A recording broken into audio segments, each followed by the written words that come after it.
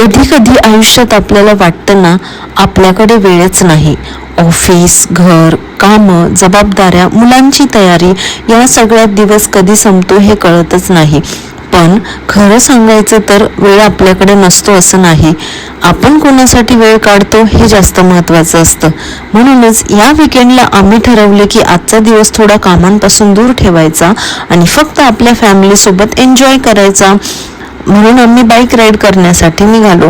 कुठलाही मोठा प्लॅन नव्हता. कुठे जायचं, किती वेळ थांबायचं, काय करायचं याचं काही स्पेशल प्लॅनिंग नव्हतं. बस आपल्या माणसांसोबत थोडा वेळ घालवायचा होता. रस्त्यात आजूबाजूला सुंदर निसर्ग बघताना एक गोष्ट पुन्हा जाणवली.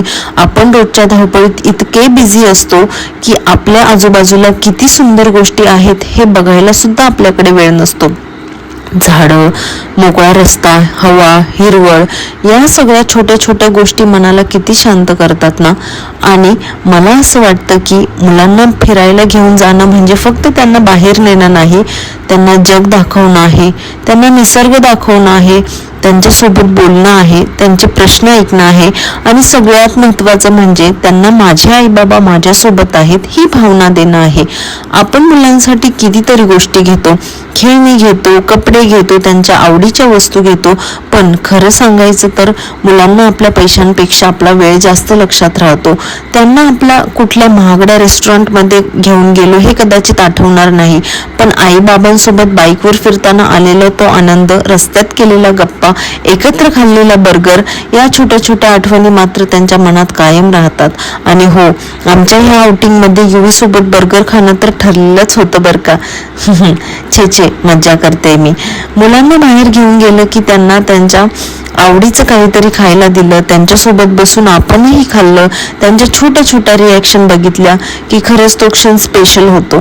कारण मुलांसाठी हॅपीनेस म्हणजे नेहमी मोठ्या गोष्टी नसतात. कधी कधी आईसोबत बर्गर, बाबांसोबत राईड, थोडा निसर्ग आणि भरपूर मस्ती, एवढंच त्यांच्यासाठी पुरेसं असतं. यानंतर आम्ही थोडं किराणा सामानही घेतलं. म्हणजे वीकेंड आउटिंग म्हणजे मजा पण झाली आणि घरची कामं सुद्धा झाली. आणि मला असं वाटतं की फॅमिली टाइम म्हणजे मोठा ट्रिप असायलाच हवं असं नाही बरं का. आपण मुलांना घेऊन मॉलमध्ये गेलो, पार्कमध्ये गेलो, बाजारात गेलो, किराणा सामान घ्यायला गेलो तरीही तो फॅमिली टाइम होऊ शकतो. फक्त त्या वेळेत आपण खरंच मुलांसोबत प्रेझेंट असायला हवं. आजकाल आपण मुलांसोबत असतो पण अनेकदा आपलं लक्ष मोबाईलमध्ये असतं. मुलं काहीतरी सांगत असतात आणि आपण ह म्हणत असतो, पण मन मात्र दुसरीकडे असतं. म्हणून मला वाटतं मुलांना रोज तासनतास वेळ देणे शक्य नसेल तरी जेवढा वेळ द्याल तो मनापासून द्या.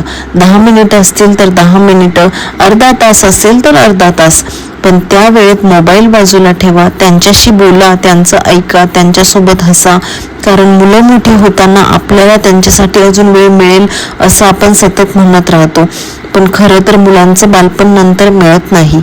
आज ते लहान आहेत, आज त्यांना आपला हात धरून फिरायचं आहे, आज त्यांना आपल्यासोबत खेळायचं आहे, आज त्यांना छोट्या छोट्या गोष्टी आपल्याला सांगायच्या आहेत. उद्या ते मोठे होतील, त्यांचं स्वतःचं जग असेल. म्हणून आजचा हा छोटासा फॅमिली टाइम उद्या मोठ्या आठवणी बनवतो. आणि मग आउटिंग एन्जॉय करून आम्ही घरी आलो. घरी आल्यानंतर पुन्हा रोजचंच काम, जेवण बनवायचंच होतं. पण त्या दिवशी काम करताना सुद्धा मनात एक वेगळंच समाधान होतं. कारण दिवस फक्त काम करण्यात गेला नव्हता, दिवस जगण्यात गेला होता.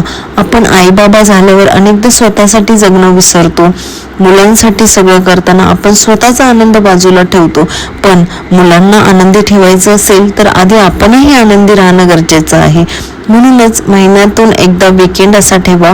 कुठलाही मोठा खर्च नको, महागडं डेस्टिनेशन नको, फक्त फॅमिली सोबत बाहेर पडा. काय लावलं केसांना युवी? काय लावलं केसांना? तेल लावलं. तुला झोप आली आहे? झोपायचं? से गुड नाईट. से नाही, good night. Sweet dreams. Bye. Like करा, शेअर करा, सबस्क्राईब करा. ओके, लाईक करा, शेअर करा आणि सबस्क्राईब करा. Bye. Bye. Good night. Good night.